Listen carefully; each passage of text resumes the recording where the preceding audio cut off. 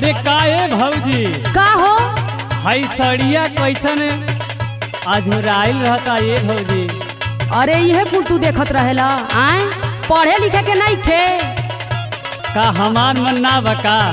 अच्छा देखा ढेर लसिया मत न बड़ी मार मरईब। अरे काहे कहत आरू ऐसे सुना। बोला बोला।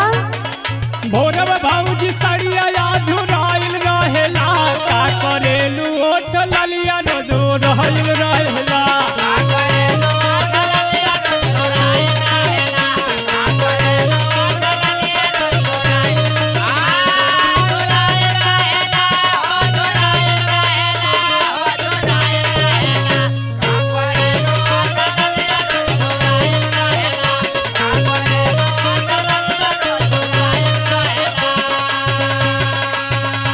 अरे लागत है तोहर पाँख जाम गइल बना।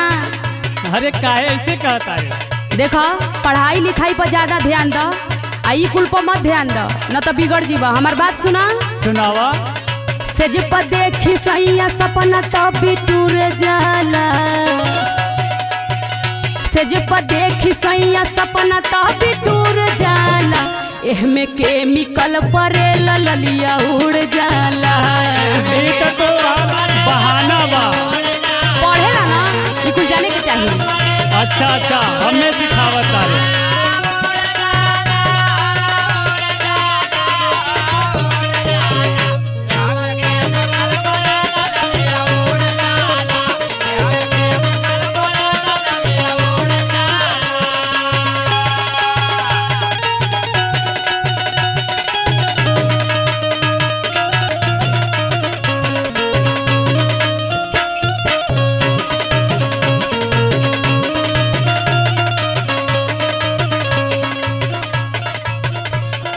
यही से कहिला कि रोज रोज खती और अइले रहाला।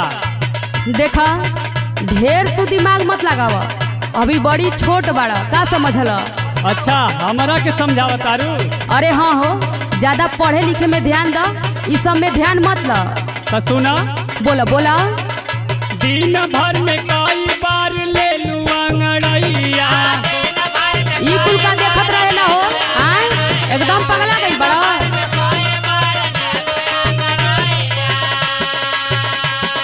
लागेला कि लड़े लू राती में खूब लड़ैया।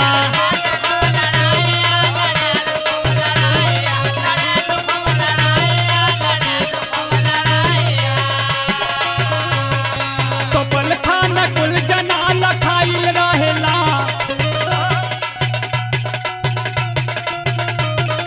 कपल खाना कुल जना लखाइल रहेला। का करेलू ओठ ललिया रोजो रहल रहेला।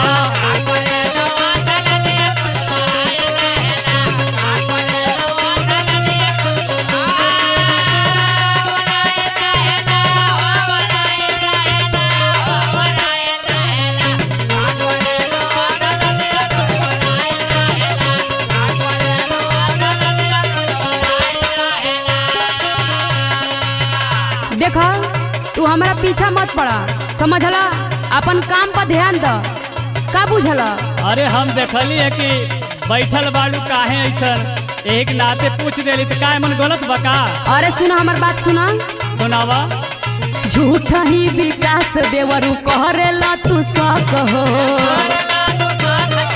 तू झूठे सब करेला एकदम पगला गई बड़ा। जवन सही है तवने कहतारी। सहिया शिव पूजन के खाली बहक हो।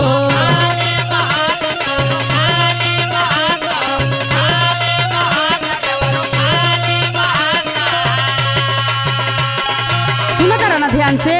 सुनावा। झूठ ही विकास देवरू करेला तू शक हो। सहिया शिव पूजन के खाली बहक हो। और सुना। सुनावा। जब से गईला बहरा नहीं टूटल ताला। जब से गईला बहरा नहीं टूटल ताला। एहमे केमिकल परेला ललिया उड़ जाला।